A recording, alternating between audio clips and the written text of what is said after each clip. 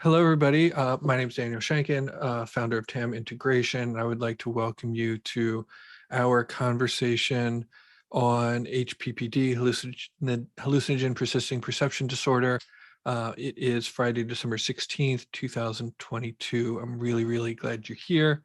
And I'm also extremely happy to be able to welcome Ed Prideaux, who is our resident expert on HPPD. He's a master's student in psychology at the University of East London with a background in journalism. He's currently focused on researching and addressing the problems, possibilities, and questions raised by HPPD. He's not only he's not just a researcher of HPPD, he also lived with visual effects for nearly 7 years, and he's affiliated with a nonprofit that was launched last year to promote harm reduction around HPPD called the Perception Restoration Foundation. Thank you, Ed, for being here. Oh, thank you, Daniel. Thank you for the invitation. Yeah, I'm struck by the range and number of people here. Yeah, it's exciting. It's nice. I'm looking forward to the presentation. Yeah, it's great. It's much needed to talk about various effects that don't always get talked about, and especially as psychedelics proliferate and are being touted as a miracle cure for everything, to talk about other possibilities. I am struck while we were talking about humor before we started to record. Are you familiar with the old advertisements for the hair club for men? I'm not. No, please tell me about it. They would do hair transplants, and the guy would say, "I'm not just the founder of Hair Club for Men, I'm also the client." And that's what I thought of when, he's not just researching HPPD, he's also a client. So I enjoy that. Researching and having HPPD, it's a combination that is sometimes helpful and sometimes not, to the extent that I can get a bit HPPD'd out sometimes, but I apologize if my background is a bit busy. I'm currently having to do this from my girlfriend's family home, and she is a very eclectic collector of various objects. So there's a lot of stuff behind me. I think it's adorable. Oh, thank you. Yeah, a lot of weird pictures and books and things. But right, I have a PowerPoint presentation. Oh, okay. Perhaps I should share my screen. Please. Yeah, okay, sure. We're muted, yeah. Share. All right, can you see it? I can. You're good. All right, sweet. An introduction to HPPD. Well, okay, buckle up, guys. So, what we covered today, I probably should have animated that logo, so it's not just sitting there. But anyway, yes, an introduction to HPPD. Wait, that logo is not animated? No, it's just sitting there. Yes, if you were seeing it moving at all, then perhaps you want to pay attention, HPPD wise. But yes, an introduction to HPPD, why HPPD matters, what helps, and I've become increasingly convinced that just a fairly orthodox psychotherapeutic approach like cognitive behavioral therapy could prove immensely helpful for people with HPPD. And this is something that hasn't been researched with any particular depth. So I'm just going to outline briefly a sort of tentative CBT concept I've been thinking about for HPPD, amongst other things in between all these points.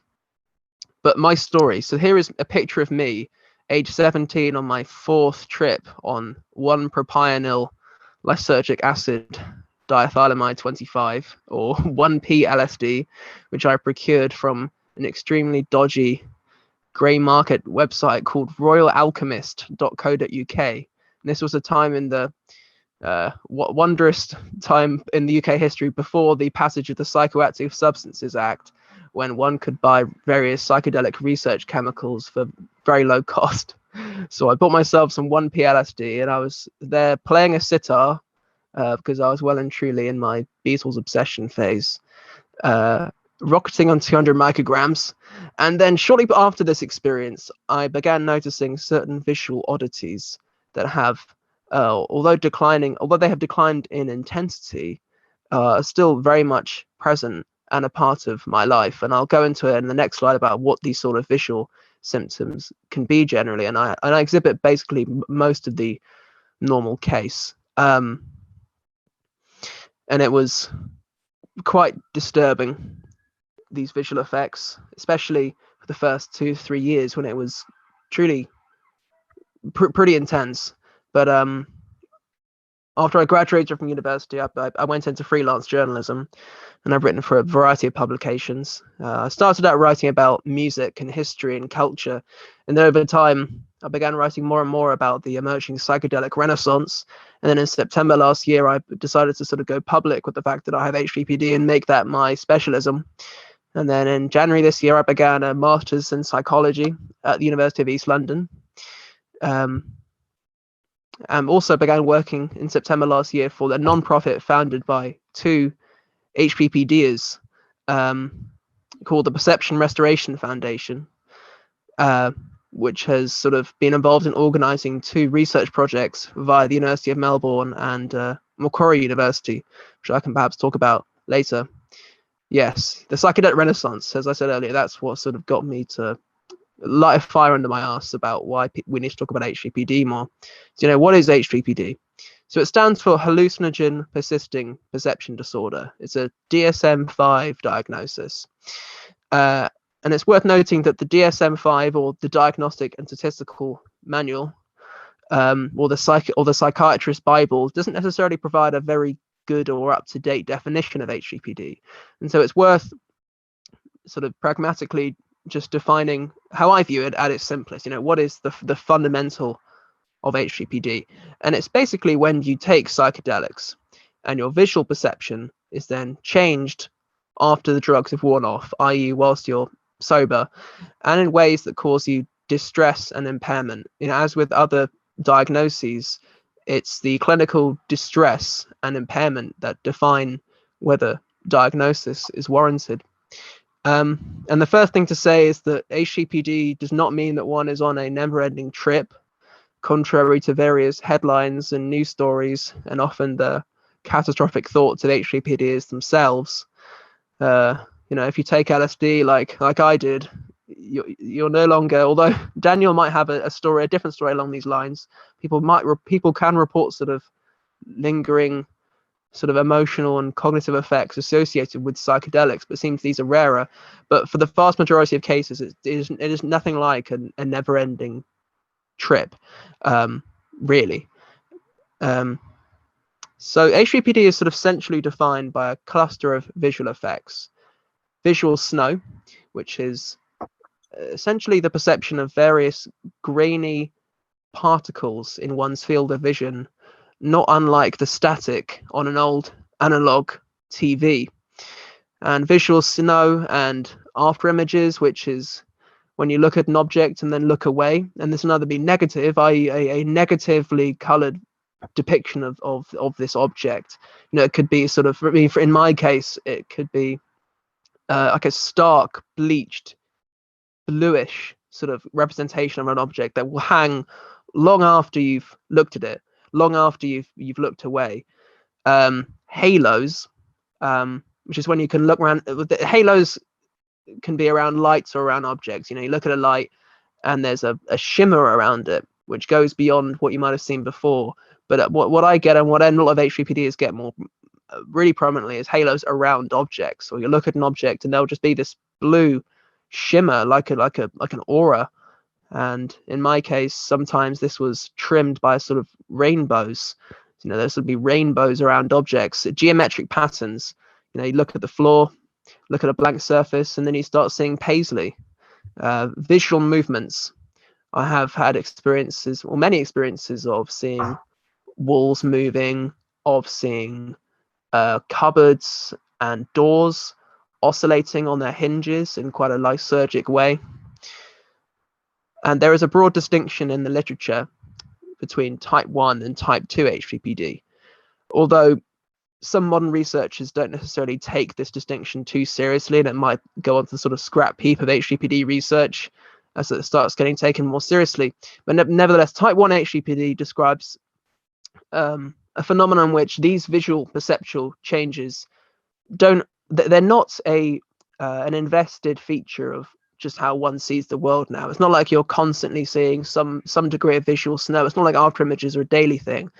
It's like they happen in periodic episodes, and these episodes can be dependent on various other triggers.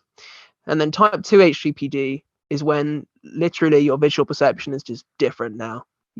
This is truly a persisting perception disorder. And HPPD is, as I said, is not constant, and it fluctuates situationally. Just quickly, the biggest situational triggers are fatigue. At least for me, but for many HPPDers, are fatigue, anxiety, emotional intensity, stimulation, caffeination, different kinds of environments. And what causes HPPD? So it's as with the name, it is associated primarily with classic psychedelics or hallucinogens like LSD and psilocybin, but related drugs like cannabis, MDMA, ketamine, DXM, and others can also provoke an HPPD-like condition. And in fact, cannabis and MDMA are interesting examples here, because it seems that they don't just provoke a sort of HPPD-like condition, they can actually just provoke full-blown HPPD. And as we'll see throughout the presentation, this sort of teases at how the HPPD concept, which was structurally developed around LSD, essentially, in the 20th century, is probably becoming, in some respects, quite outmoded, and it needs a sort of paradigm shift. But most curiously, you can develop HPPD-like effects through psychiatric drugs, such as SSRIs, antipsychotic drugs. I believe risperidone has provoked HPPD-like effects. Even antibiotics, people have reported either an exacerbation or a precipitation of HPPD-like visual effects. And some of the most curious reports I've heard are people who have developed a lingering visual perceptual syndrome, let's say, after withdrawing from benzos. A guy messaged me on Instagram to say that he had developed what he considered HPPD from withdrawing from kratom or kratom, which is very striking. And HPPD is typically associated with psychedelic abuse. In my context or my experience, it was I certainly was not using 1p LSD with particular care and spiritual responsibility, but nevertheless you can get HPPD from a single experience at a low dose. For instance, I know of at least 3 people who had developed HPPD from microdosing LSD. Others, and whilst the literature seemed to suggest that bad trips, challenging experiences, traumatic psychedelic experiences are more associated with the development of a sort of anxious, debilitating HPPD, and also that, as I said, abusing psychedelics, using them very frequently, and using them at young ages. So whilst these are these sort of factors raise the risk, it's not like avoiding these risk factors gives one carte blanche to trip and think that HPPD won't necessarily arise. So as I was saying earlier, the specific role of psychedelics and hallucinogens isn't actually known with much certainty, and especially as we start to research this HPPD material more, we might see that there are hallucinogen specific kinds of HPPD. For instance, 5-MeO DMT is especially associated with this idea of reactivations. And there was an interesting survey published in, I believe, 2020, which found amongst a small sample of 5-MeO users that 69% had experienced reactivations. And reactivations, it seems to be more akin to the sort of flashback idea, which you might notice I haven't talked about yet, because flashbacks was, perhaps I might get to this again later, but flashbacks were considered to be the sort of risk, the classic stereotyped risk of psychedelic drugs, and flashbacks, they don't seem to describe most people's experiences of HPPD particularly well. Sometimes the sort of type 1 HPPD can be akin to flashbacks. I'll get on to that later. is LSD the leading cause? You know, it's often described in literature that LSD causes HPPD phenomena more than other drugs, but it seems that this isn't necessarily the case, not least in a controlled clinical setting. In the Swiss lab, in the Swiss labs run by, I believe, Matthias Liechti, they've been experimenting with a variety of psychedelic and related drugs, and they found that psilocybin, although the statistical differences between psilocybin, LSD, and MDMA were very small, but psilocybin nevertheless came out as producing lingering visual phenomena of a limited kind more than LSD and MDMA. It may be that LSD is being considered the leading cause of HPPD just because LSD, at least until recently when mushrooms became everyone's favorite, the most used psychedelic drug in the population. And not least with the fact that, you know, non-classic psychedelics can cause this stuff, you might wonder what is the use of HPPD as a hallucinogen specific phenomena. But a guy called David Kozin, who is a long-time HPPD mover and shaker, he was for a period the moderator of HPPD Online, he said to me once that psychedelics could be to HPPD as cigarettes are to lung cancer. And that makes sense to me. I'll get on to a bit later on how psychedelics could be involved in what we might know about the causes of HPPD. And HPPD, whilst it is centrally defined by these sort of visual effects, there are also non-visual effects that crop up all the time among people who claim to have HPPD. The main one being depersonalization, derealization. And some of you in the audience might be familiar with what that is. It's basically it's considered to be either or both a dissociative or anxiety disorder, characterized on the depersonalization side by a sense of complete disconnection from one's body, as if one's looking at their body from a distance, like that they've become radically disconnected from the presence of the moment of embodied experience. And derealization is almost like that occurring in relation to the world, except the world becomes derealized. It becomes less and less real. It seems alien. It seems dreamlike. And depersonalization, derealization has been far and away, beyond the visual effects I've experienced, the leading cause of whatever distress I've experienced in relation to HPPD. You know, in many ways, I haven't necessarily minded the visual effects of HPPD, but the depersonalization, derealization has been a considerable source of lingering distress. And whilst the question of, you know, what accounts for most of the distress around this, whatever is going on here, hasn't been researched much, it does seem anecdotally that for many people it's not the visuals, it's the depersonalization, derealization that really gets people. Because, you know, you can ignore HPP, you can ignore the visuals, you can sort of learn to live with them, but in the sort of terrifying subjective experience of derealization, say, it's something that's hard to sort of move on from when life just feels like a terrifying dream. People also report anxiety and panic that seems to be independent of just a secondary reaction to visuals. It seems that some other kind of disinhibition, some kind of other kind of dysregulation has occurred beyond the visual system, but the affective processing system, let's say. And the originator of the HPPD diagnosis, this guy, Dr. Henry Abraham, he suggested that there could be many systems that are dysregulated by psychedelics, and the visual system might just be one of them. So I've spoken to people who have reported completely, often unpredictably, not seen with any regularity or predictability, just now experience panic attacks, you know, or a feeling of lingering anxiety that just seems to have no known cause. Tinnitus is also a big one people report, as well as pressure, which is also experienced by people with anxiety disorders, and cognitive changes, although these haven't been researched or taxonomized with much. You know, people might report just confusion, difficulties processing information, or people might feel like they're still tripping. And this is one of the more curious questions around HPPD is, you know, what does that mean? Are people experiencing depersonalization, derealization, which people can experience in a kind of like, in a sort of way through tripping. The world seems almost carnivalesque and unreal. It seems dreamy when you're tripping sometimes. So people might interpret depersonalization, derealization, not least with the visual aberrations of HPPD, as being like they're still tripping, and it could be they're just not. They haven't interpreted their experience through these sorts of psychiatric labels, and so they default to what seems like the most plausible option, which is, hey, I'm still tripping. But some people, they say, no, I actually have, at least, back in the day I was still tripping.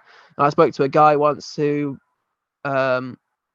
he tells me with full conviction that he took mushrooms in the 80s, and for an entire year he was tripping. And these kind of stories are fascinating, but maybe disturbing in equal measure. But yes, with the visual core and how they relate to these sort of non-visual effects, I'd say that, whilst it's technically unknown, I think that there will be all sorts of multi-directional effects going on here. With visuals and depersonalization, derealization, for example, it's clear that the two feed each other. When you're in a world that's now soaked in psychedelic style visuals, it reinforces a sense that life feels less real than it did before. And the more one worries about this, the anxiety inflames both of them. So there are vicious cycles and feedback loops at play with HPPD.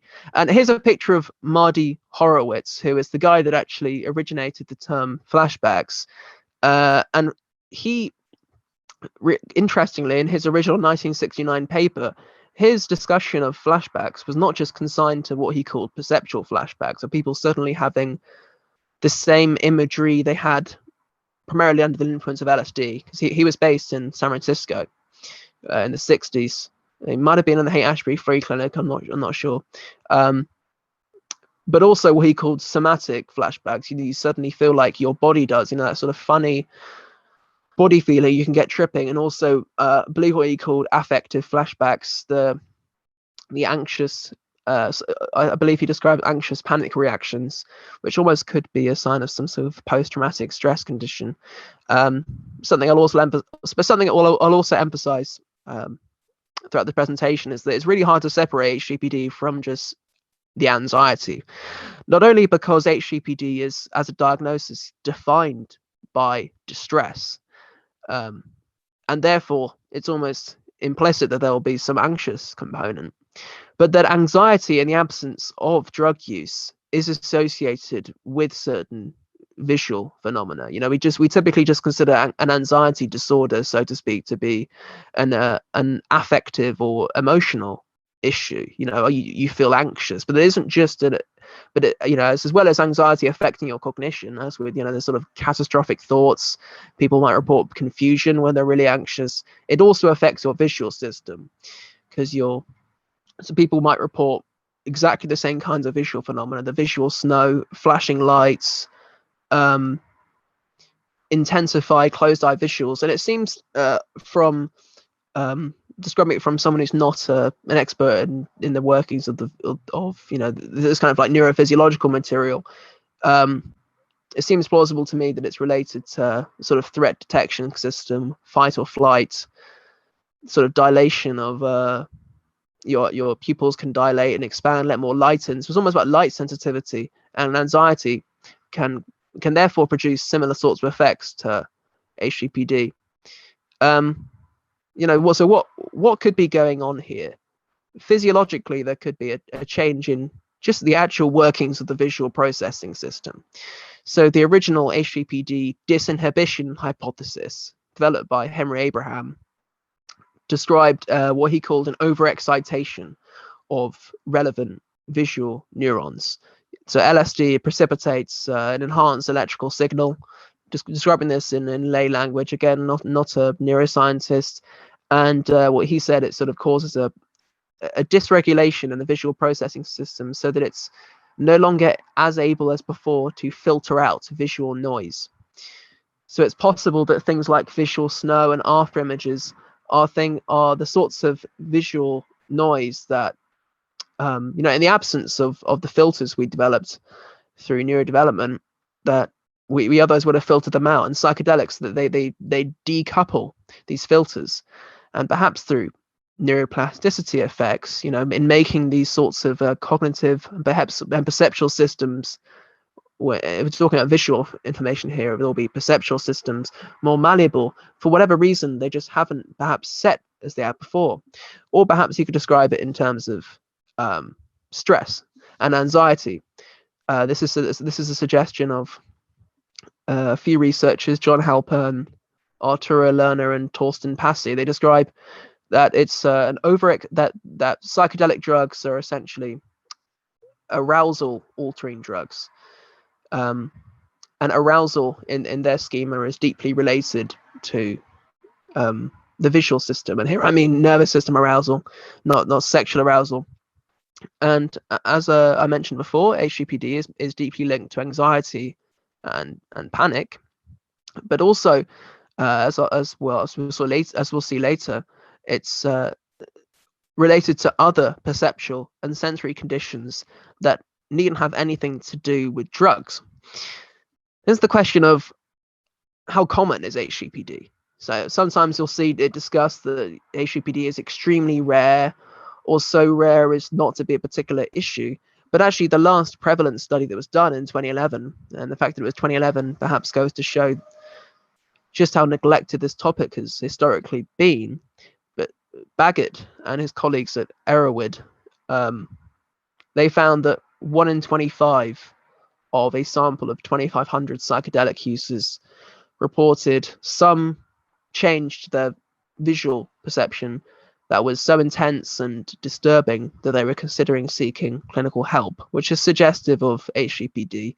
And then I believe it was 3 in 5 had reported some lingering visual perceptual change from their use of psychedelics. And this prevalence study, it could be, I'm not sure of how accurate it is. I think 1 in 25 is quite a strikingly high figure. And perhaps it is that high because having spoken to many people in the psychedelic community, it does seem that some kind of visual perceptual change is actually relatively common. But 1 in 25 for a full-blown concerning, or let's say clinical HPPD case, perhaps it is that high, perhaps it isn't. I mean, for instance, it could be a biased sample because they were recruiting from Erowid, and it seems plausible that people who hang out on Erowid are more likely to be fairly intense psychedelic drug users. For instance, I believe 61% of the sample had tried salvia before. Maybe this speaks to the American character of the sample, because salvia was available in headshots for a while. But anyway, it just goes to show that this kind of stuff really needs more research. A lot of the problems with HPPD are sort of low-hanging fruit, to the extent that HPPD is fairly little known amongst clinicians. And so for whatever the flaws in the HPPD concept and the diagnosis, it's better than being misdiagnosed with something like drug-induced schizophrenia or drug-induced psychosis or psychotic depression, or just being diagnosed as, or just basically doctors shooing people away as just, you're just being anxious, you're just worrying too much. But these kind of misdiagnoses, they do happen. And they can result in people being misprescribed various psychiatric drugs, including and especially antipsychotics, which can make the condition considerably worse. And indeed, in terms of psychiatric treatments for HPPD, it's pretty limited. There's the repertoire of benzodiazepines that they're typically prescribed, but as many people in the audience will be well aware, benzodiazepines are highly addictive. And so they can provide an immediate relief both for the anxiety and for the visuals. But as well as the just direct risk of dependency, withdrawing from benzos, as I said earlier, is implicated in certain visual effects. So it could be that it permanently worsens one's HPPD. So one way to understand HPPD is an issue of neuroplasticity, as I kind of alluded to earlier, which is that through taking a neuroplastogen, or a drug that promotes neuroplasticity, you make your perceptual centers more malleable. You basically put them into another critical period where they can move in all sorts of directions. But for whatever reason, this critical window, maybe doesn't close. The critical window of induced by the psychedelics of neuroplasticity, by the time they close, it's like it's like the snow globe of the neuroplasticity has not set as it has before. There are still some flakes stuck to the glass, stuck to the screen, and it's possible that this basic model applies also to the cognitive and affective or emotional changes people report in concert with the HPPD. And what makes the difference between whether the flakes stick on the glass or not? And I think that certain hygienes will be are possibly critical here, especially the degree to which people have good sleep after a psychedelic experience. We're learning more and more that sleep is essential for many forms of psychological and physical health, and many people here will be all too aware of the problem of psychedelic-induced insomnia. You're 15 hours into an acid trip and you're thrashing around in bed and you're trying to get the rainbows behind your eyelids to just go away, but you can't. And this makes sense, I think, in preventing a healthy recalibration of your perceptual centers. I think further drug taking, whilst you're already in an acute state of neuroplasticity, probably is not the best hygiene. For instance, continuing to smoke cannabis or taking other psychedelics shortly after an initial psychedelic experience. Speaking very generally, I think lack of integration taken here as a way to sort of psychologically process or possibly reduce an anxiety associated with a psychedelic experience, disembodiment, stress and anxiety, memory evoking environments. So by that I mean, whilst this is perhaps unavoidable if you've tripped in your own house, it's an anecdotal phenomenon amongst HPPD is that being in the environments you originally tripped in can bring back the memories of your psychedelic experiences and can therefore inflame or re-trigger and re-intensify certain HPPD phenomena. And so it seems to me that with the psychedelic-induced neuroplasticity, which can last, I think there are suggestions that it can last up to 2 weeks after a psychedelic experience, that if you're in an environment in this critical window of neuroplasticity that is heavily reminding you of the various hallucinations you experienced, that you can prevent at least a calibration of your visual systems back to how it was before the experience.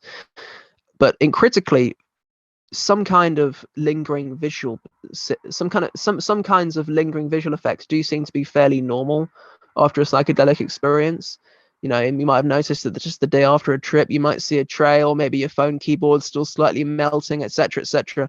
And I think that for many people, perhaps if they were worried about HPPD, but in a way where they didn't have sufficient psychoeducation as to how it works, they might fixate and worry about these lingering visuals.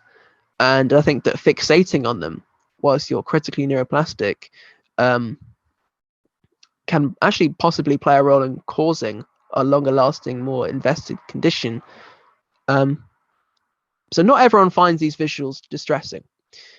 And so not everyone with exactly the same symptoms would necessarily be eligible for a diagnosis with HPPD.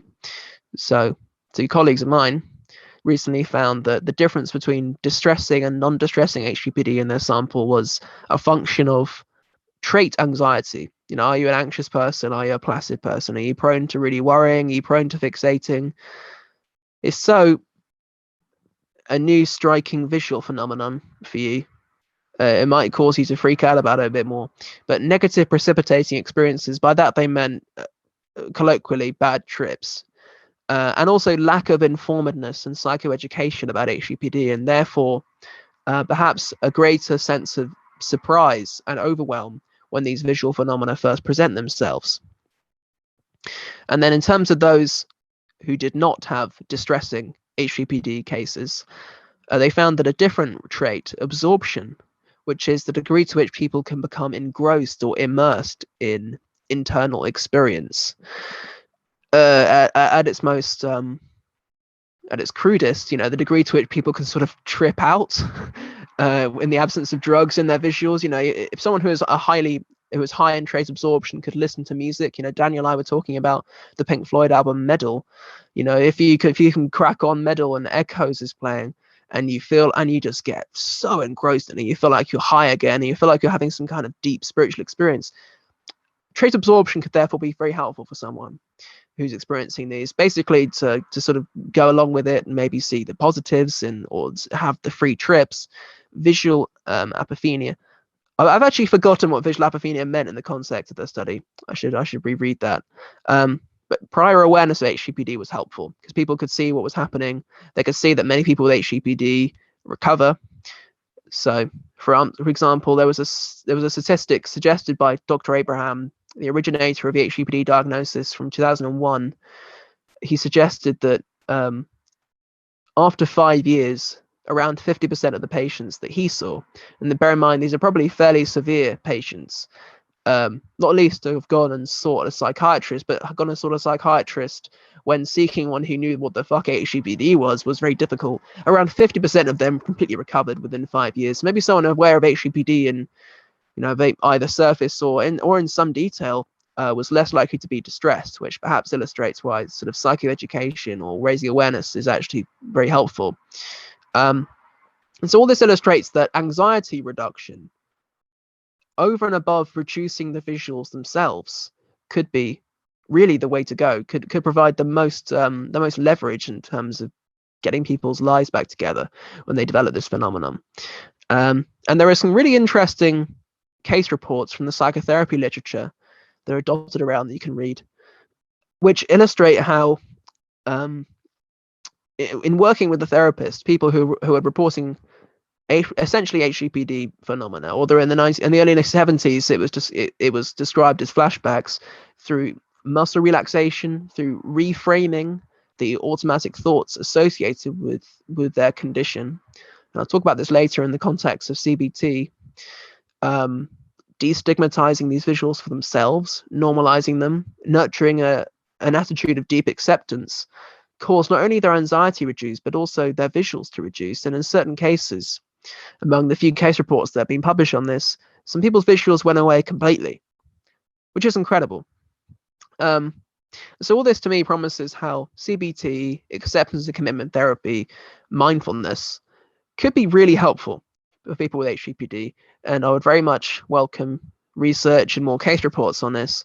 But then as some people here might know, that mindfulness meditation can actually be quite unhelpful for someone already dealing with a dissociative condition like depersonalization, derealization. Meditation brings certain risks we're learning more and more about. But then there's a sort of different side of the HPPD story where it seems that people can't necessarily just move on through psychological means when their conditions are just that severe. So I run through some stories. Actually, first I have some depictions of what HPPD can look like, which perhaps I should have put first. So here's someone riding a bike with a halo around the bike, some blurriness, some fairly intense visual snow, some sort of warping and morphing.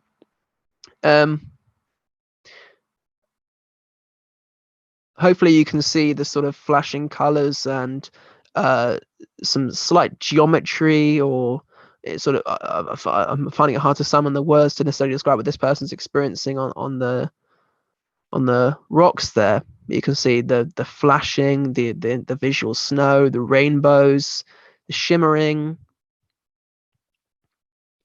Here is a fairly extreme case of visual snow, a fairly extreme depiction of visual snow that I found in Google Images. Yeah, that's pretty intense. Here is a really good depiction of HPPD, someone whose symptoms are primarily geometric.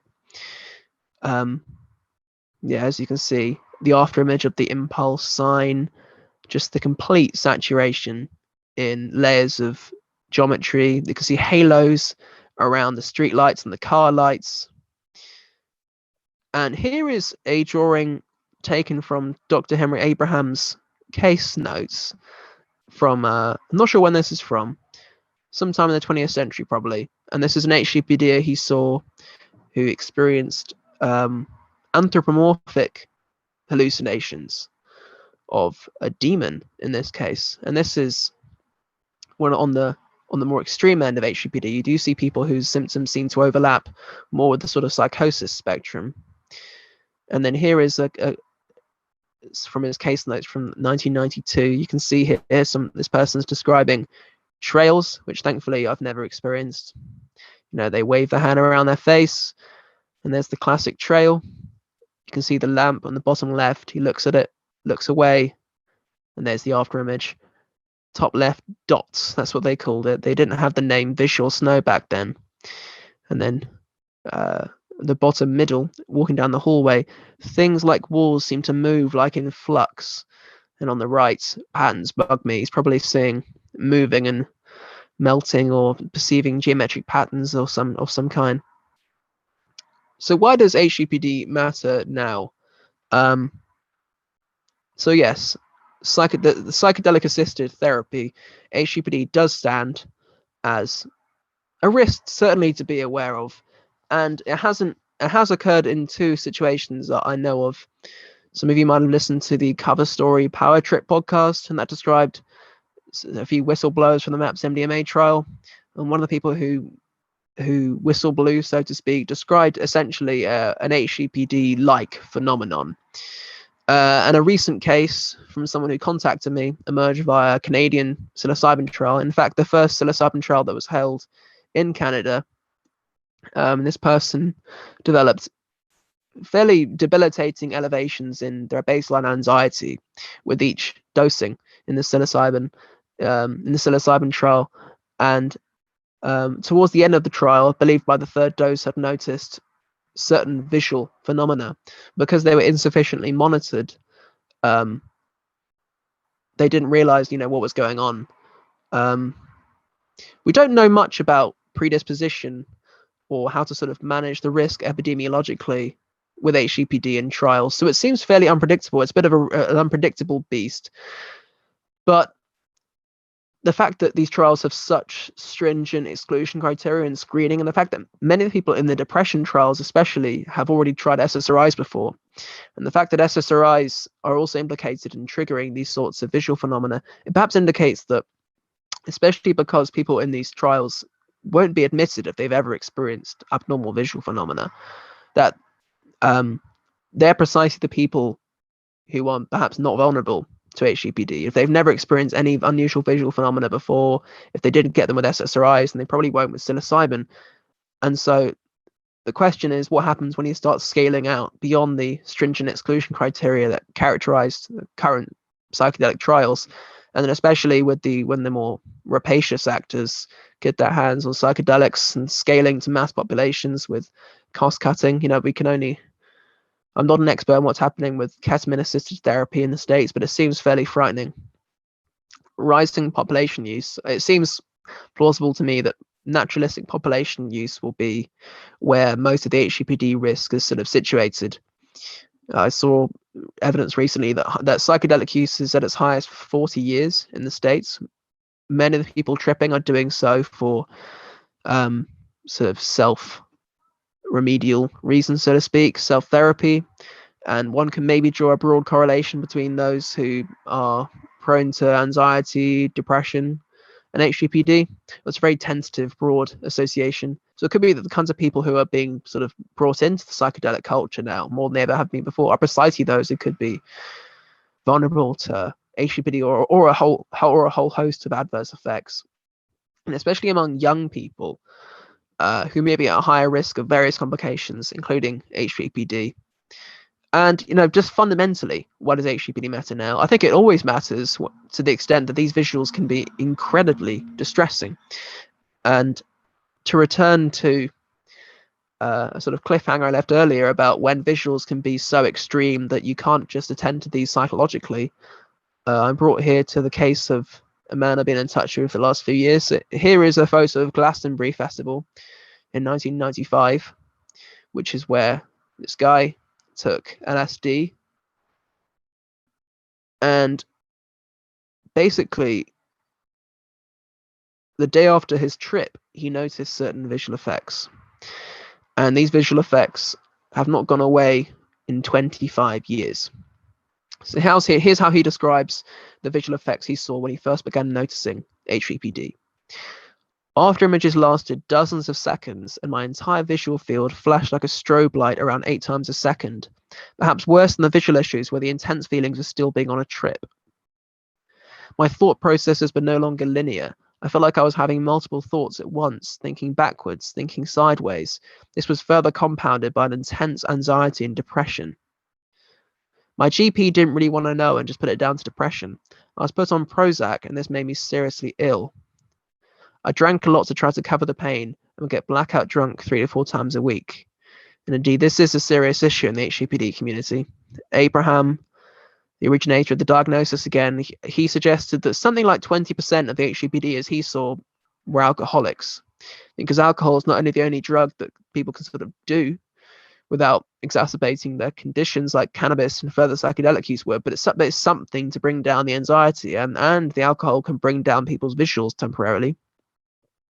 And here's another case, a guy called Stan, who's now 43, or he could be 44 since I last spoke to him, but he went through a period of doing a lot of LSD in 1991, and the day after the fateful trip, he began noticing fairly intense visions that have never abated. He has intrusive suicidal ideation and chronic anxiety from the intensity of his visuals. Is unable to work, lives on welfare, disability welfare. He feels incredibly isolated because it's so difficult for him to interact with the intensity of his visuals. Here are some quotes from him from when I spoke to him. He said, "There are billions of fucking dots everywhere. No human being can live like this. It's fucking torture. I don't know how you could deny this is real." How can we treat HPPD? So as I've been discussing earlier, HPPD is defined by distress. And to sort of reaffirm this, Abraham, the originator of the diagnosis, who was not shy to prescribe benzodiazepines and other psychiatric drugs, his fundamental advice was to work on the comorbids, that is, the anxiety and the depression and the alcoholism that can go along with the HPPD as opposed to the HPPD itself. And all this goes to show that really living a happy life with these visuals is entirely possible, and people can functionally recover. People can transition away from the diagnostic territory of HPPD. They really can. And stress, but not least because stress and anxiety, they're huge aggravators of symptoms. So when you target the stress head on, not only are you dealing with what is centrally defining HPPD as a diagnosis, you're also dealing with what can be a huge sort of cyclical driver of the visuals themselves. But then the general folk wisdom in the community is acceptance, because no matter how intense your visuals are in any one moment, they are as you're experiencing them, and you need to accept it. Time. There was a statistic I mentioned earlier of within 5 years, half of people might completely recover. And abstinence. We don't entirely know what the effects of further drug use are, but anecdotally it seems that it's risky. People can continue to smoke weed and maybe even take psychedelics without necessarily noticing an exacerbation in their condition. But other people, they can take... I heard of a guy who was exposed to secondhand hashish smoke and reported an unprecedented deterioration in his HPPD. Focusing on basic mental health hygienes, exercise, improving your sleep and diet, focusing on external tasks, getting out of your head, having something to focus your mind on other than the visuals. Prescription drugs, benzodiazepines and lamotrigine, which is an anti-epileptic drug, can be very helpful. And some people use the benzos, especially in a non-prescribed manner, to help with their anxiety mainly. But I believe that overall, in sort of treating HPPD, we really need to avoid just completely biologizing the condition, because HPPD, like other psychiatric disorders, so to speak, is a biological, it's a psychological, and it's a social condition. So what are some of the psychosocial qualities of HPPD? So for a variety of reasons, people with HPPD can isolate and not tell other people about what they're going through. They might experience certain self-stigmatizing and catastrophic thoughts, or thoughts that default to the worst case scenario. Some of these might be that they've experienced brain damage, that they're on a never-ending trip, that I'm crazy, that I'm weird, I'm developing schizophrenia. And what are the cultural codes that are driving this? Well, the first big one is anti-drug stigma. Someone with visual snow syndrome. This is a condition that is highly related to HPPD that is not caused by drugs. I feel like people with this condition don't seem to have as much of an issue of stigma. They can tell their parents that, I've started noticing visual snow, I've started noticing tinnitus and after images. But if you precipitated these changes through taking LSD, and you probably didn't tell your parents you did LSD anyway, and maybe you're trying to defend LSD. Maybe you have been trying to defend psychedelics and LSD to your parents. You don't want to give them a bad name. You don't want to indulge parental gaslighting about some of the spiritual experiences you had, so you don't tell them. And also an internalized sanism, that is people with HPPD to fear that they're going crazy, to fear that they develop schizophrenia or they're starting to develop psychosis. And this speaks to a general sort of autonomous terror that surrounds this stereotype of psychosis and craziness in our society. So it's drawing on really big themes here, and isolating and not opening up and not having a support network. I think these are fairly critical for people in deteriorating in HPPD, and it also causes this sort of bisection in the community, where in place of being able to talk to your family and friends because you're too scared to, you end up congregating in online forums, which are fairly known to not be entirely helpful, because they can cause people to sort of to fixate on their conditions, to sort of feed this culture of hypochondria and negativity. And here's another effect I've called the kicked out of Eden effect, and I got this idea from Ram Dass. Essentially, that after developing HPPD, after what might have been a generally positive career with psychedelics, it can be fairly jarring, because there aren't many sources of such intense spiritual energy as psychedelic drugs. And so when you develop HPPD, you're suddenly exposed to a whole vista of risk and complications that you had likely never anticipated.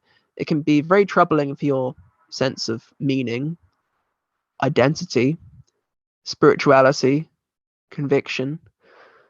And many HPPDers can find themselves really missing psychedelics. They felt like they had been kicked out of Eden. They felt like, oh, all my friends can continue to have incredible aesthetic, psychological, spiritual experiences, and I can't. There's something wrong with me. It must be my brain was already broken. And at this point, it seems that this speaks to the possibility of at least being somewhere on a spectrum of either attachment to psychedelic drugs or possibly psychological preoccupation or addiction. And that could cause some people to continue taking psychedelics even though it's risky, and maybe exacerbate their conditions. And this is what happened to me. I felt very spiritually bereft after I first developed HPPD, and the lysergic jester came calling me again about 18 months later, and I began taking LSD fairly intensely when I was at university, despite the HPPD, and thereby prompted or precipitated the depersonalization, which I hadn't experienced before. We're in, and zooming out culturally, we're in a time of unprecedented enthusiasm around psychedelics, and so that kicked out of Eden effect can be perhaps quite pronounced. And as I mentioned in the last slide, many people will not disclose the problems with HPPD or wider problems from psychedelic use, because psychedelics, they seem so promising and people don't want to derail the train, or maybe they've just about started convincing their conservative family members that maybe there's something to psychedelics, but admitting that, I've had permanent changes in my visual processing from this stuff. It's maybe not something people want to disclose for pragmatic reasons. And also the psychedelic community, as the meditation community does to an extent, has a tendency towards gaslighting and minimizing, because there's such a culture of wanting to preserve the image of psychedelics as just amazing and safer than alcohol. People often say that they, when people do report, I've got HPPD, I've got dissociative disorder, they'll either attribute that to, oh, you just had an underlying problem, as if the drugs are thereby relieved of all responsibility. And there's also a sort of current of thinking in the culture of just denying that HPPD exists, which is somewhat troubling. And you see this sort of, and this comes downstream from the science, all this stuff, because some of the science is really quite distorted. For instance, people in the audience might be aware of this graph, which is taken from a study by David Nutt from 2010, which shows LSD and magic mushrooms in the bottom right-hand corner, albeit next to buprenorphine, which is an opioid painkiller, as being much less harmful drugs than alcohol, which is shown in the chart as being more dangerous than heroin. But the point I'm making is that people can come into psychedelics with the expectation that these are going to be totally safe. And often they find that they aren't. And they come into a culture defined it more and more downstream by scientific papers that essentially distort things in certain real ways. For instance, we saw this paper, psychedelics not linked to mental health problems or suicidal behavior, a population study. And you can quibble as much as you like about the methodology of this study, but it's clear how studies are becoming more and more marketed to sell a point. No link found between psychedelics and psychosis. I mean, this sort of speaks for itself. Magic mushrooms may reset the brains of depressed patients, yes. I think this speaks to how more and more people will go into psychedelics expecting the magic bullet and maybe sorely disillusioned. And there is often or sometimes outright denial of HPPD in the literature, for instance, from the Krebs and Johansson paper. In addition to a lack of negative, acute, or enduring mental health effects, no evidence has been found to support the idea that the use of psychedelics leads to any kind of enduring perceptual disturbances, known as HPPD. And this is a paper that is very often cited in literature reviews to attest to psychedelic drugs' safety. If you look at sort of harm reduction or drug information websites, HPPD is barely mentioned, or it's merely sort of written off as rare or little known. And the problem with this sort of marketized, simplified coverage is that also it goes the other way. That is when perhaps a more sensationalist, not entirely favorable to drugs sort of media current gets the hands on HPPD. So look at some of the headlines you see around HPPD. For those with HPPD, the acid trip never ends. When drugs fuck you up forever.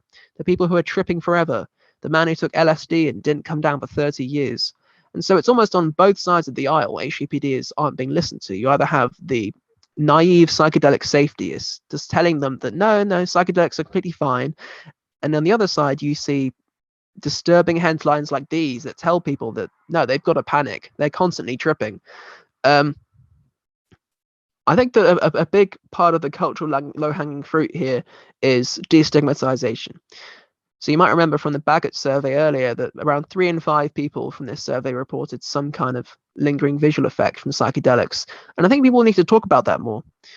And people aren't talking about that more, perhaps because of anti-drug stigma.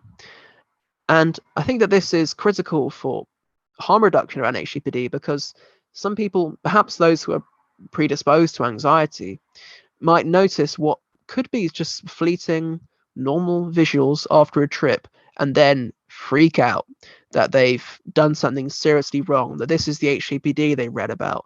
And that kind of catastrophizing and anxiety can actually fuel vicious cycles that could result in a more long-lasting condition, especially if they're neuroplastic after a trip.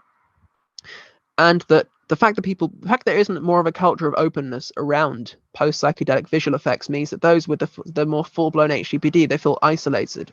They feel like they're the odd ones out, that they're the ugly ducklings, and that they did something wrong and they're the ones with the broken brains. Yes, fundamentally, the people who are worried about HPPD, I really think that not thinking about HPPD after a trip is probably some good pragmatic advice. So as I've alluded to throughout the talk, HPPDs and its link to hallucinogens isn't so simple. So in the DSM-5, HPPD is defined as a re-experiencing of psychedelic hallucinations.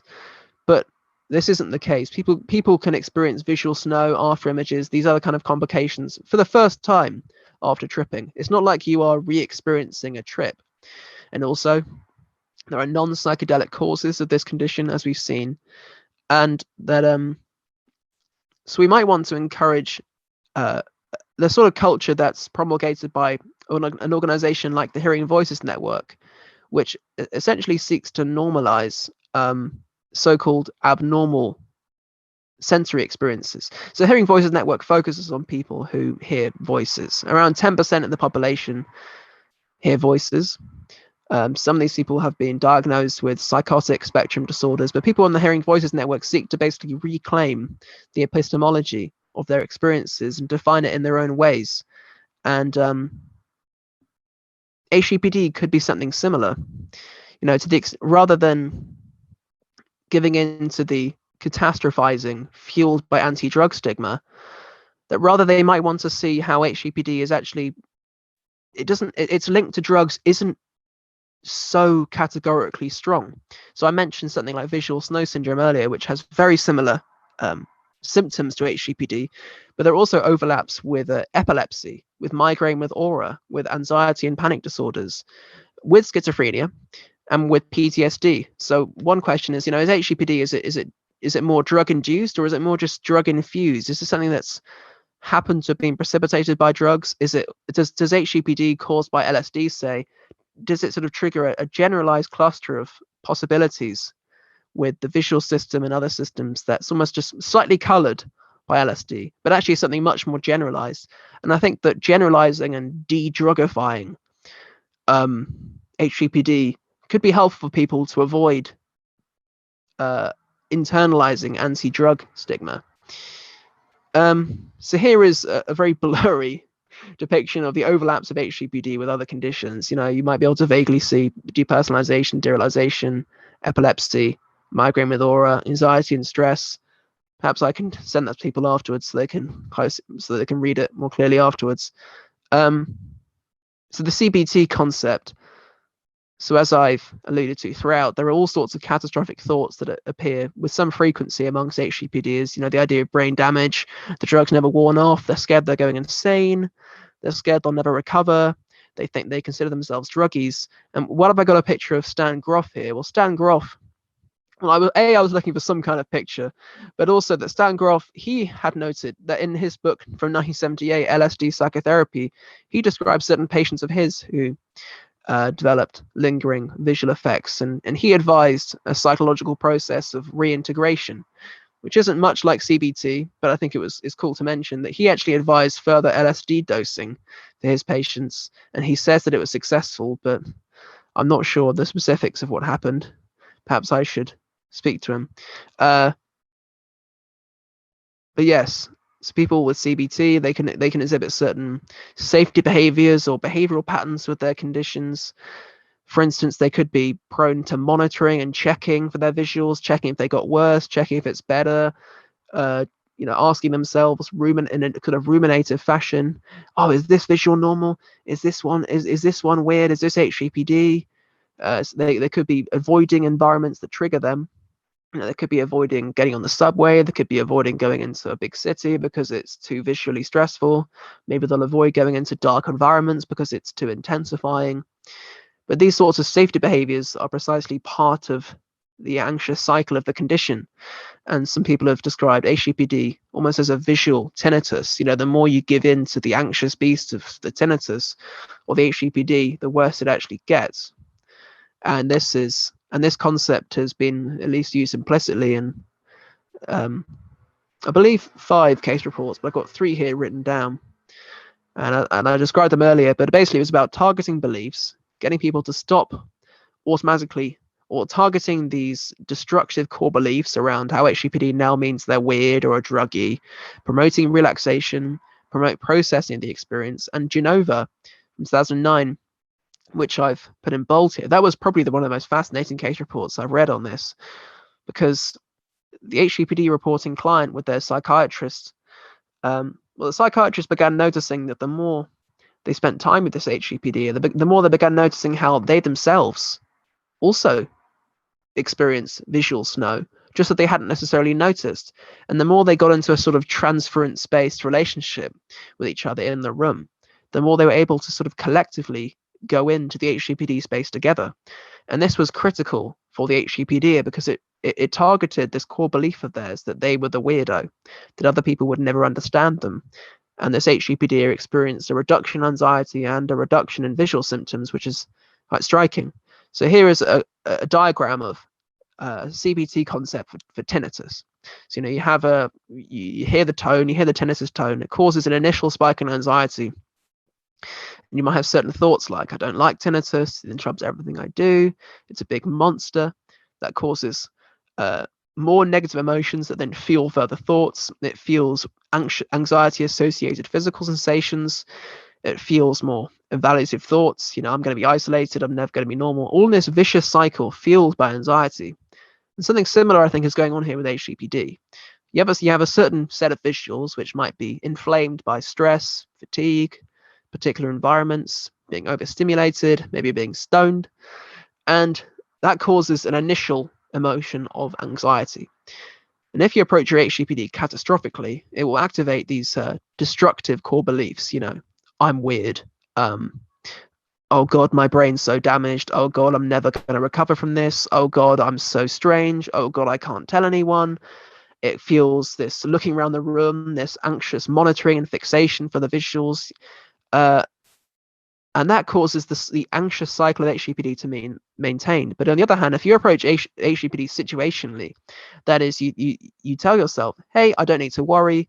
Maybe my visuals are more intense right now because I'm stressed. You take action and address the situational source. Perhaps you let others know and tap into your support networks. You engage in certain techniques to lower your anxiety in the moment. Rather than fueling the cycle, you do some deep breathing. You maybe go for a walk. You do some mindfulness exercises, etc. It's really just straight down the line, orthodox CBT stuff. And I think that can start to break the cycle and spell the first steps into recovery. And to finish off, there's spiritual qualities of HPPD. So people can report certain visual effects and alterations to sense of self and reality. That is, the kinds of effects possible through depersonalization, derealization, through altered states that have nothing to do with drugs, such as meditation. I spoke to a guy called Daniel Ingram relatively recently, who some of you might be aware of. He's the head of the Emergent Phenomenology Research Consortium rather, and he's an advanced practitioner in various kinds of meditation. And he engages with visualization and kasina meditation, which he described to me as involving a lot of visual exercises and a lot of staring. Here's a graphic I saw on WikiHow for kasina meditation. But he describes, yes, some quite striking visual phenomena that stay with him day to day. And that he engages with these visual symptoms. He describes the visual snow, he describes the trails in a visualization meditation practice. He focuses open eye on his visuals and he manipulates them through a sort of occult-like process he describes. And then with something like depersonalization, it's really in sort of murky existential territory to the extent that, what draws the line between depersonalization or the loss of a sense of self and something that's a bit more valorized or valued in Buddhism, for instance, like no self, anatta. What spells the difference between something clinical and something spiritual? And I've also heard allusions to how lingering visuals after a psychedelic experience with a traditional hallucinogen like ayahuasca, although this likewise has not been researched, it's more things that I've just sort of heard from secondhand sources, that these are typically understood in shamanic terms. That is, you might still be in contact with certain spirits or spiritual forces. So there are definitely cultural, existential issues here, and it requires a lot of discernment to distinguish or sort the wheat from the chaff with depersonalization, derealization, and the no self sort of spiritual experiences that we actually want. And it's very hard to do it on your own, especially in a culture that is as disenchanted and despiritualized as ours. And another complication that often arises together with depersonalization, derealization is something known as existential OCD, which is a sort of intrusive, ruminative complex of constantly thinking about existential questions. And whilst this kind of phenomenon can be described in the terms of in sort of in the clinical terms of OCD, and it can guide people's sort of reductions in distress. How do you distinguish that from a genuine sort of spiritual crisis, a spiritual emergency, or a dark night of the soul? And depersonalization, derealization has certain psychosocial qualities. For instance, I've always noticed that my DPDR is exacerbated when with screen time, and the sort of extraordinary degree of virtualization our society has undergone. Urban environments can inflame my depersonalization, derealization, and disconnection from nature, and psychiatric disorders of many kinds are strongly associated with urbanization. And here's a picture of Amiel's journal, Henri Frédéric Amiel, if I'm not butchering that name. He was a French philosopher and, I believe, literary critic of the late 19th century who wrote this famous book called, it was published posthumously, but Amiel's journal, in which he describes essentially a depersonalization, derealization phenomenon. And in his case, it's a really blurry mixture of feeling completely disconnected from the world through his derealization, feeling like he can never shake this feeling of being in a dream. But then at the same time, his unusual relationship with a sense of self and a sense of reality actually caused him to have not infrequent spiritual experiences of openings to God or the divinity of creation.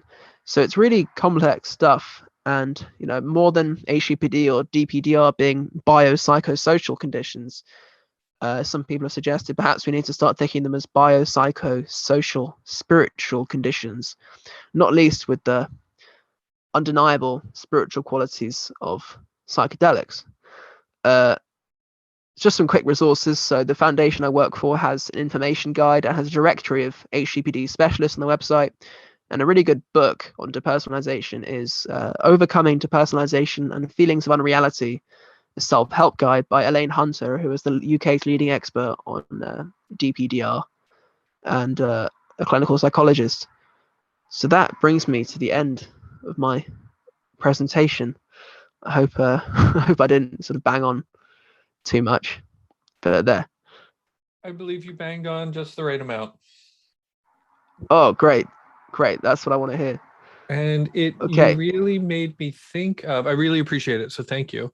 Thank you for sharing all of that and covering all of those notes. And somebody in the crowd, Meryl, hey Meryl, said, wanted to know, did he manage to cover type 1 and type 2? Somebody else was like, yes. He was like, great.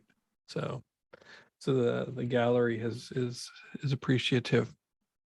It makes me think of the quote by, I believe it was Langston Hughes, one of the early American psychedelic scholars and users. If somebody in the audience recognizes this quote, please tell me if it was one of those two guys or somebody different. He said, psychedelics occasion religious experiences. It remains to be seen whether or not they actually occasion religious lives. And he goes, we're not necessarily looking for peak experiences, we're looking for plateau experiences. And what that makes me think of is, not necessarily, hallucinations aside, is how can we hold on to the feelings of love and connection and oneness, the spiritual bits? Like, how can we hold on to the pleasant parts of spiritual experience, of psychedelic experiences, while not being bothered or tormented by some of these other things that you mentioned? And I don't necessarily expect you to have the answers to that, but I did think that it was very telling that you said, one of the hallmarks of HPPD is that people are actually distressed by what's happening. Mm-hmm. Do you want to talk about the difference a little bit between, the effects of blurriness or hallucinations versus the experience of, and I know you did, but maybe we could just riff on it, and the experience of just having anxiety about it and distress about it. Maybe even in your own life. Yeah. It's really complicated because as I described throughout the presentation, focusing on the perceptual changes of HCPD is really, at least in my experience, it really doesn't get at the just huge role played by depersonalization, derealization here. They really are part of the same package, and it's almost. I'll just start with the depersonalization, derealization here, because similar to Henri Frédéric Amiel, I'll again butcher his name. I also had this very mixed relationship with DPDR, because there'd be some times when suddenly I would feel a complete sense of wonder and mystery. It was as if the derealizing effect, it wasn't so much derealizing, it was more a sudden awakening to the strangeness and mystery of each moment. Especially if I was, just sort of stood in the line or a queue at a cafe or something, and suddenly it just and I'm like, oh wow, what the fuck is going on here? And so I quite valued those moments. It didn't necessarily feel. Yeah, Of the time it felt. I kind of like it. Yeah. Kind of dropping into a magical space, slightly unprepared for. Yeah. Yes, I liked it for a long time, but I thought that this was a sign of some kind of. I thought that it was a spiritual blessing, because sometimes it wasn't just pure carnivalesque strangeness. Sometimes it felt more spiritual, especially when I began reading Douglas Harding's stuff about the Headless Way. And the Headless Way is like a meditation technique, I suppose, that allows you to sort of very quickly visually glimpse the nature of no self or interconnectedness. And it was like bam. And I began noticing that in maybe spring, early summer this year, I began noticing that I was, I think, fueled by the visual qualities of HPPD, because HPPD is such the visual component of it is so striking that it can almost colonize your sensory experience. So that and the Headless Way is a very visually centered meditation practice. So I began noticing that I was slipping into this headless state all the time, and I thought, oh, this is brilliant, maybe I'm walking the road to something big here. But then as time went on, it changed. It became more and more unpredictable, it became more and more anxious, and now I can see a clear difference between what is derealization, what is this sense of panicked unreality, disconnection, a sense of complete all-encompassing threat, and something more spiritual. And I believe that they are connected in the sense of like a very non-ordinary sense of reality. But the derealization is anti-spiritual to me. It's disconnective. It feels, I don't want the world to feel like a dream. I want the world to feel like it's true. I don't want the world to feel like it's a lie. And and it feels like a very compelling lie when you're derealized, because like any anxiety, it seems so compelling when you're in it. And so to that extent, in the depersonalization, derealization, learning what is and isn't distressing, learning what is and isn't adaptive or helpful or good or bad, so to speak, it is a bit of a process. And with the visuals, it's almost like you, especially if you get this stuff young, it's almost like you don't necessarily know what's coming for you in terms of life stress. And it could be that you're able to sort of roll with it when you're exposed to, everyone's life is different, but my late high school, secondary school, university experience wasn't particularly stressful. There's a lot of free time. So whilst I was like, oh yeah, this is all right. There's some visuals, it's fine. I'm moving on. But then when I start moving out of my family home, getting a job, having my first serious relationship, paying bills, like just the chronic stress that's almost attendant to being an adult, that's when the conditions started changing. The visuals were intensifying, the derealization was intensifying, and I was like deep feelings of regret. Like, fuck, how could I have been so hubristic? Like thinking that, oh, it's all fine. I can carry on tripping easy. I don't care about HPPD. But I've had to deal with a lot of regret about how I continued to trip with such intensity at university, and probably inflamed my susceptibility to these experiences. But really just focusing on the everyday stuff, on the everyday exercise, I think that is one of really core to, if you are distressed, just sort of Mhm. getting on with it. Right. Well, I sort of feel like, you're talking about these meditation practices. It seems to me that many meditation practices through many of these traditions are designed in a lot of ways to help people navigate depersonalization and derealization without falling into panic and fear and distress, and to find, like you were saying, the things that are actually true. Sometimes I think that mindfulness meditation was just designed by a bunch of autistic guys who needed time to sit down and figure out the complex social situations they were just in. What did this mean? What did that mean?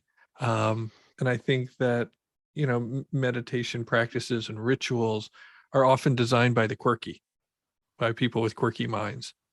And, whether or not people were using plant medicines or chemicals to induce states, or if it was just extreme meditative lifestyles. But I like what you were saying about the difference between, um, experiences of things being unreal versus being more real than ordinary life. Mm-hmm. Yeah, in that respect, as I sort of mentioned, that doing it on your own, as I've because when I was tripping, 'cause I don't take psychedelics anymore. But when I was a more active tripper, and I was fully in the milieu of psychedelics. It's like DIY spirituality, Mhm. and I can now see, as I've especially in the last year, when personalization derealization has been more intense because of the adult stresses I described, that I can see how just trying to do it on your own without like guidance and Mhm. mentorship, which is kind of what I want, is actually dangerous.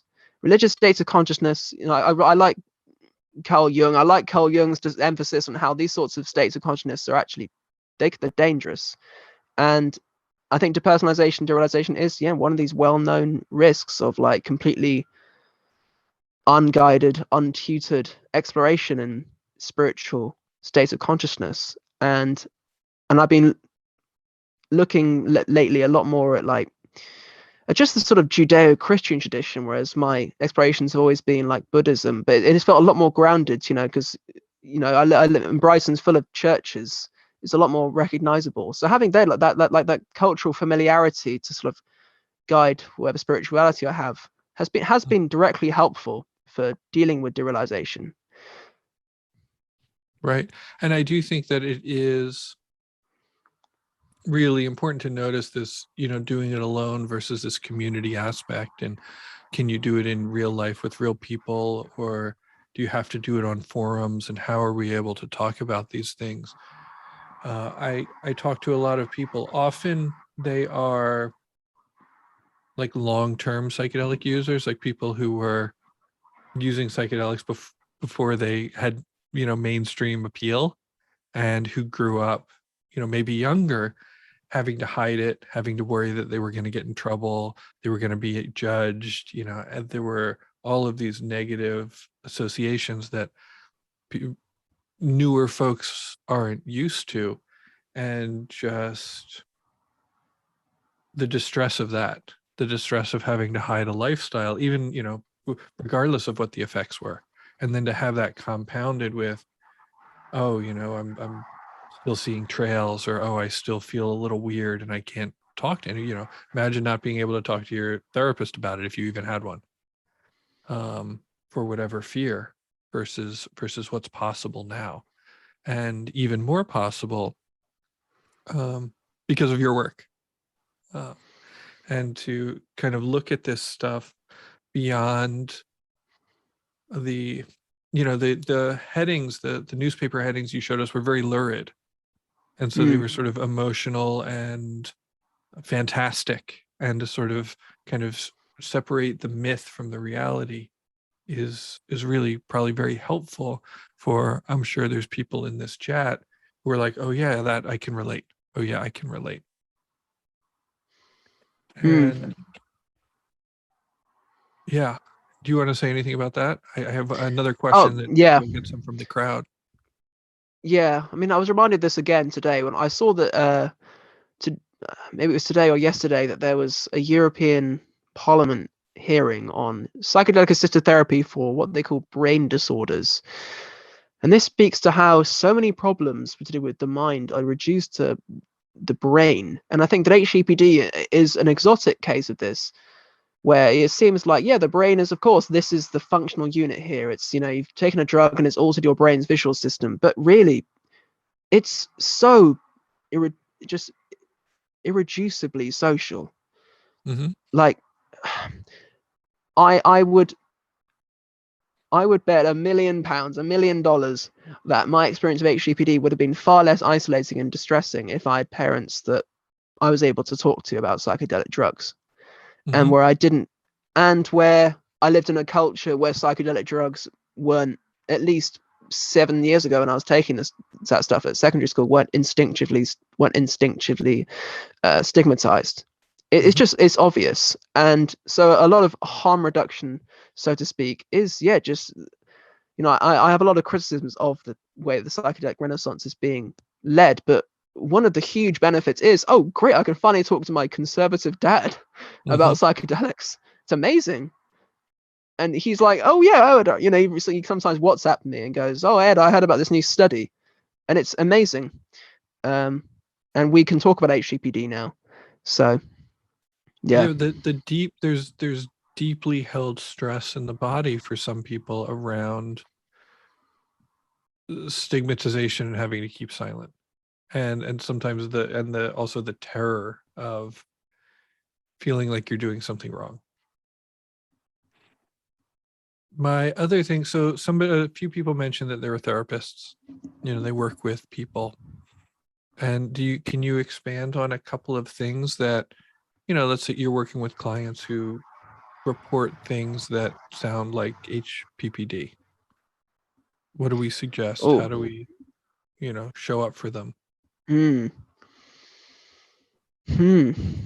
Or even a friend, Right. Yeah, it's a big question. I suppose I'd want to first just listen to them describe what they're experiencing, because I've had a few people contact me who are panicked about whether they have HPPD, and it turns out, and saying, whether they have HPPD, it's something you have to sort of take with some pinch of salt, because it's not like these are psychiatric concepts. They're just concepts, but nevertheless, whether you are diagnosed with HPPD, are you experiencing this thing?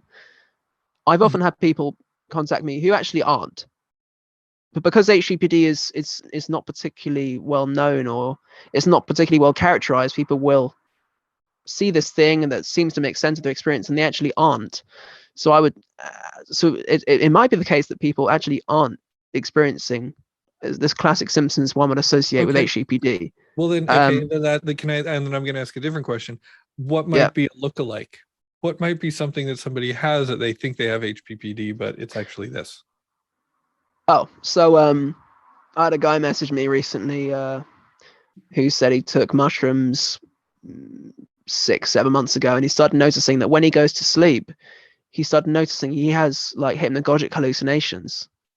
And I had to tell him, and he's been really stressed and anxious about this, and noticed his sleep's getting fucked. And I had to just tell him, look, man, hypnagogic hallucinations are very normal. Like a lot of people experience that. That's not a sign of HPPD. It's been 6 months. It's not. It's very. I think I'll be very skeptical if something would kick in with a 6-month delay. And I would just say, I think that you're just getting very anxious. And I told him that I think you're getting very anxious, and I don't think your sleep deprivation is helping. I would say you need to just focus on the low-hanging fruit. And I keep saying that phrase, but I think it's helpful. The low-hanging fruit of dealing with your anxiety.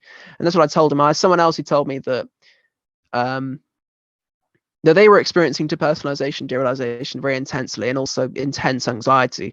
And they were also worried that they had developed HGPD. And I asked them what kind of visuals do you experience, and they said, oh, the world just looks weird.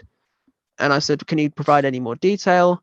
And they said, well, the world, it just looks so weird and it doesn't look real. And I said, oh, it sounds like you're just having certain visual complications that are then kind of fueling in a vicious cycle, the depersonalization, derealization. And I also told them that anxiety is associated with certain visual complications just in and of itself. And he was so reassured by hearing that he actually didn't have HPPD. It was just his big problem with anxiety. Yeah, I think that it was nice while you're talking about, what it is and what it isn't. And I also want to note that Merrill, who I believe we're going to talk to him in the next month or two, we're going to have a conversation with Merrill probably on these integration guidelines. He posted some guidelines for grounding.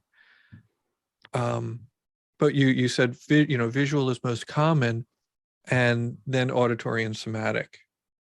And it was really interesting when I first heard about HPPD. It was like, because I have my body talks to me a lot. And, one of the things that I found when we're talking about, the way the spirit emerges, is that usually when my body is talking to me, it's actually saying something.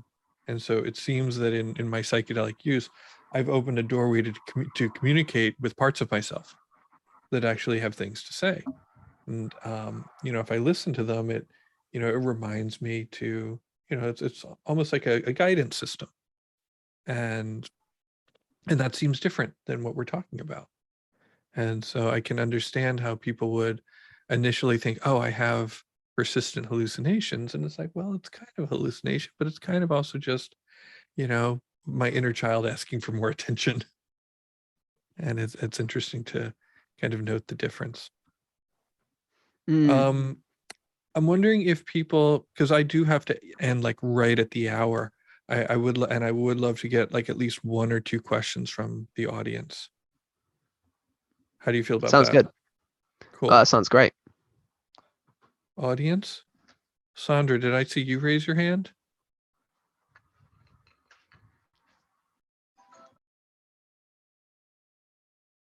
Yes, but Meryl was first. Oh, did Meryl raise it? I thought Meryl raised his hand to say hello, but yes, Meryl, if you have a question, please. Sure, thanks so much. Ed, that was amazing, really diving into that.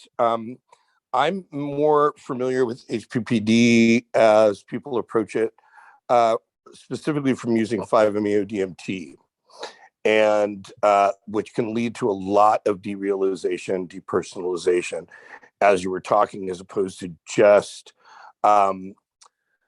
shifts in visual perception, audio perception, and such. And one of the aspects of this from that spiritual perspective, and I also posted a book called Darkness Shining Wild from Robert Augustus Masters in the chat, which is a really extreme version of depersonalization, derealization. And I think it's important too that within the psychedelic community and Renaissance, however we want to refer to it, is that we're bringing these subjects up, that psychedelics and other processes, meditative processes, can lead to accessing deeper parts of consciousness that are not going to be comfortable or may not be comfortable. And it's not always beauty and light and love, that sometimes we're going to access areas of consciousness that are deeper and darker and more isolative. And it has to be given a realistic viewpoint from the get-go. It's something that I referred to as, harm reduction is important. Benefit optimization is even better, because it poses the idea that people may have to step into a knowledge set that at least allows them to make cogent and conscious decisions, and consensual decisions about using psychedelics, because these possibilities of HPPD reactivations, is the term generally used in the 5-MeO community, can happen. And so that needs to be explained to people and I think you're really brave in stepping forward to talk about HPPD, and it's important to be adding into the conversation within the psychedelic milieu overall. So I don't know that I have a question necessarily, but I just really, really want to praise you and appreciate you for bringing this talk forward. Oh, Thanks. thank you very much, Meryl. Yes. I don't know so much about 5-MeO. I know someone who developed intense depersonalization, derealization myself, and a couple of people actually from 5-MeO. But yeah, I think that all these things are so important, if only from the practical perspective of when people start exhibiting this kind of things, that these labels, the fact that there is a history of, so for people to refer to, that it helps people to avoid spiraling. They go, yeah, this is the depersonalization maybe I heard about, and there's already a repertoire of practices you can do to recover. I feel like we're building a panel here. So yeah, and I would love to see if you could post in the chats the books that you were referring to, Ed, because I think it's important for people to become more conscious around these ideas, and around the ideas that these experiences can be challenging for people even after their experiences, and that appropriate integration coaching needs to be available to people who are going through it. And it's interesting, there was a recent study that just got put out from members of the people who had put out the original Johns Hopkins material on 5-MeO-DMT, including Annie Ortiz and Rafael Lancelota, on this experience regarding 5-MeO-DMT, and they specifically recognized HPPD within the context of that study. And it seemed like what you were saying is that they were using the study to kind of play down, look at the statistical analysis to kind of play down the fact that this is a phenomenon that occurs, but generally only occurs. Well, I was surprised to see one report say it had occurred in up to 76% of people who had done 5-MeO-DMT, and yet most people find it to be a completely pleasurable experience after the fact. And so and that 94% of people, 96% of people who were having them were actually enjoying what they called these reactivations. right on. Thanks. And I do want to note that we have TAM Integration has integration circles that are free / by donation. Anybody who is suffering, or anybody you'd like support is welcome at any time. And Meryl, I appreciate everything you said, and I would love to delve into all of it, but I want to try and get another question or two in. Of course, I appreciate taking my comment. Yeah, for sure. There's a couple of cool questions, but let's do Sandra, and then we're going to read there's a couple of questions in chat. So. Yeah, thank you. And thank you, Ed, for a great presentation. And thank you, Daniel, for hosting this. I think I'm just going to kind of reflect off of Meryl's in the sense of taking it to specifically what would you recommend people do, inform people in terms of it. I think it's really encouraging to hear that actually has an effect, to be aware of HPPD, given the environment that you speak of in your presentation that, wants to kind of deny, you could say, part of this aspect of the experience because it's seen as wrapped into that, this is your brain on drugs sort of, campaigning that was really extreme and not also based in facts, versus going the other extreme of not having any information on it. So what would be the sort of baseline piece? And I should just say, I do ethics in this space. So for me, it's really important. It will be a part of things I will tell others. So appreciate your response. So what's the question? More about basic question? education, like what's, given that it can help people if they do experience HPPD, and you mentioned the importance of doing education, what could be that basic education piece that we could give someone that could actually have the most effect in creating supportive community environment, as well as for those who actually experience this experience like you are? I think the first thing to emphasize with people is that these kind of visual effects after psychedelic use, whether for a few days or a couple of weeks or maybe even up to a month after a trip, are normal and to be expected and not to be catastrophized. And if you do start noticing these kind of phenomena, then this is a known thing, and it doesn't mean you're going crazy. People do recover. People do have normal lives. It seems that it's a minority of cases that are very extreme, but even then, the guy I mentioned who has constant strobing for 8 to 9 times a second, he still has a job and a wife.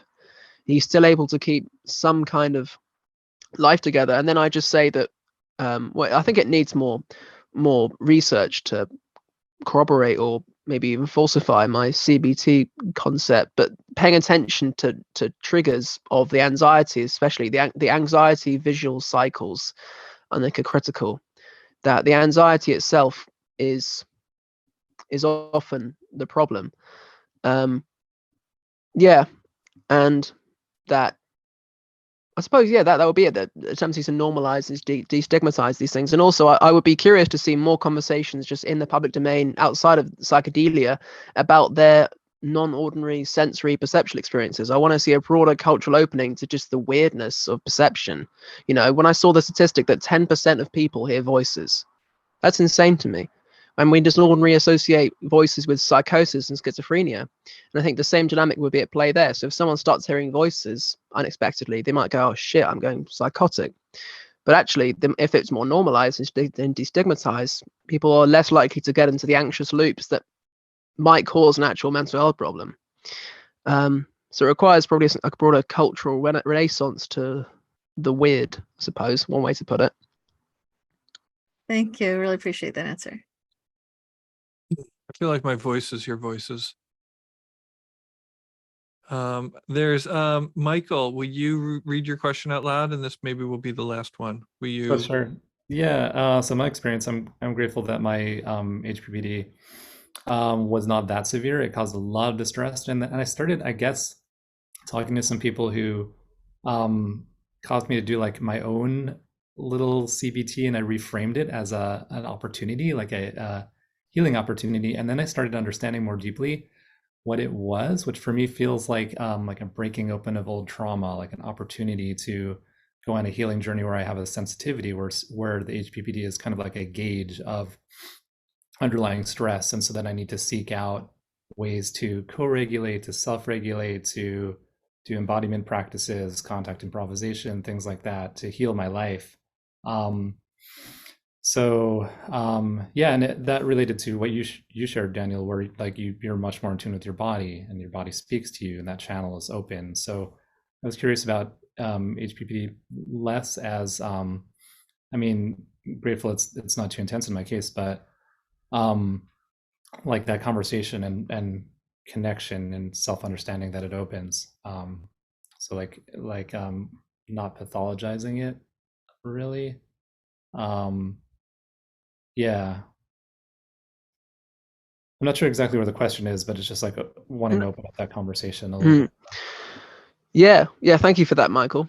Thank you for sharing your own experience with HPPD phenomena.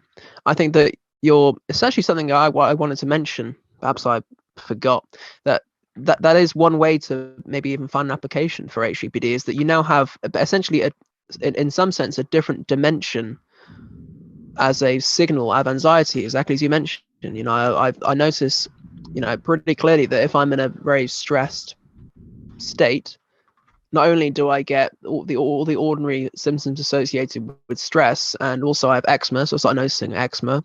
I also start noticing elevations in visuals.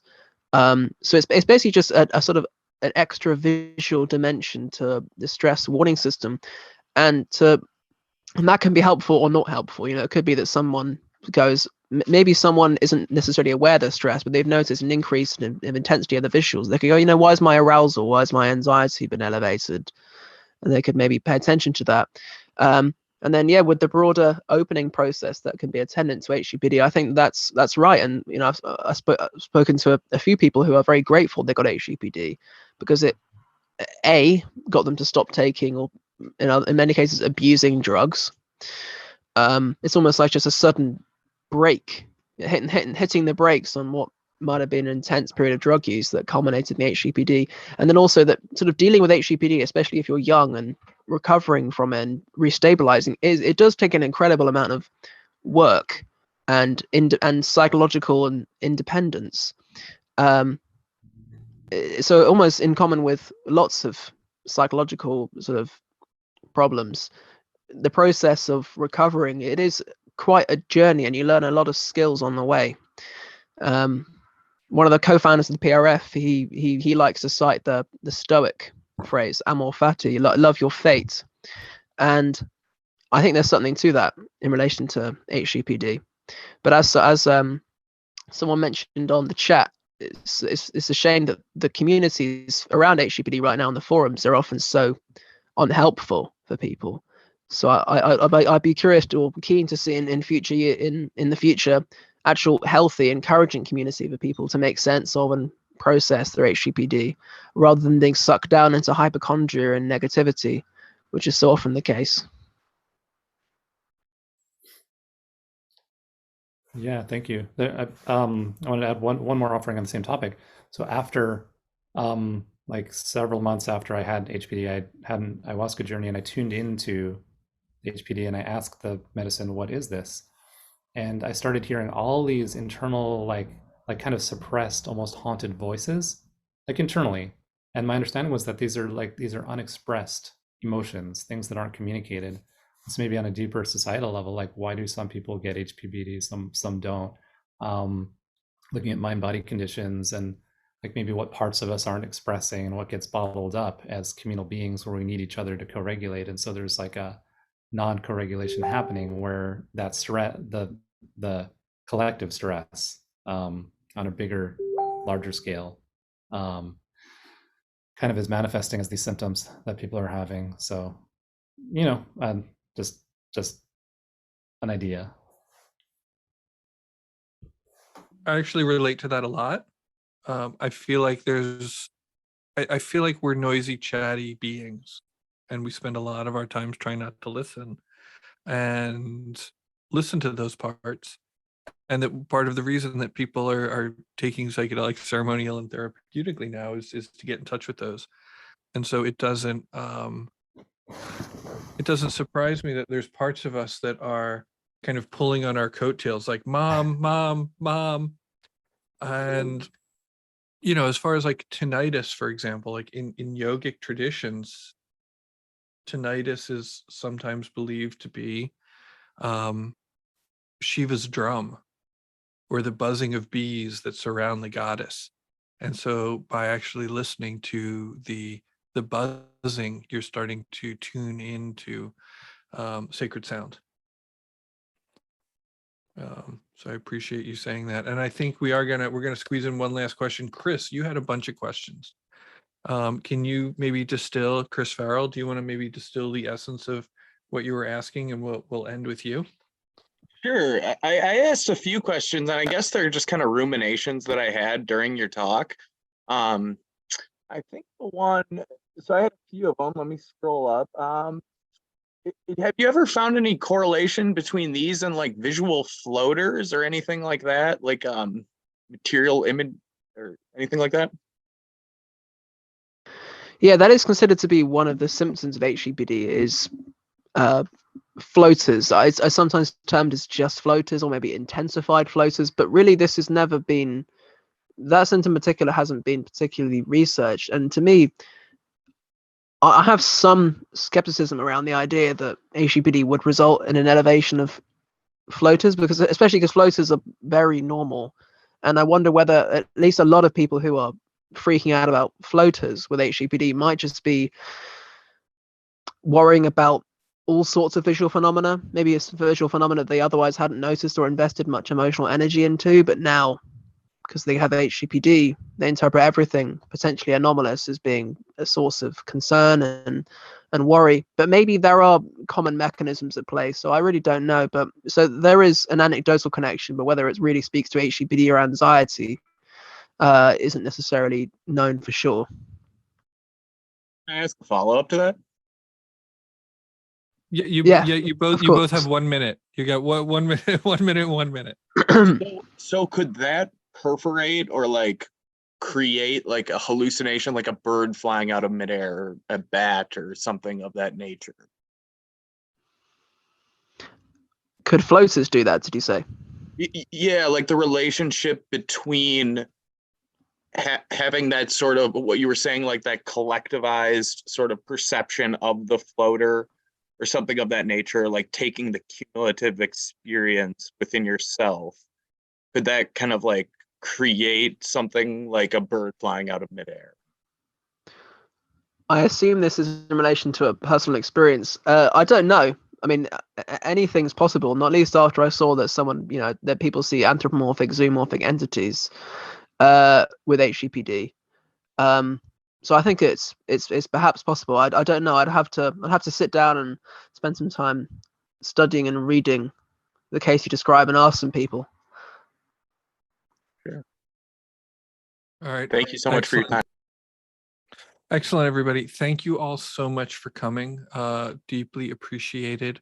We hope to do more of these talks. We might actually move some of these talks in the new year to a members only thing.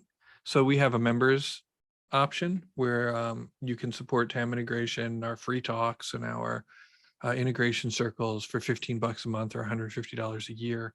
And there's also, you get access to previous conferences and things like that. So you can do that on the website, and that would be great. Ed, thank you so much for coming. Thanks so much for talking about a topic that we don't talk about all that often. And again, really kind of separating some of the myths and misunderstandings from the science and the research and the facts. Oh, thank you. Thank you for having me. It's been fun. Excellent. And the next time we do a conference, maybe we'll stick you on a panel with Sarah and Meryl, and we'll see where it goes. Oh, that'd be great. Yeah, thank you. Okay, thanks a lot. All right, everybody. Thank you so much. Much Bye-bye. love.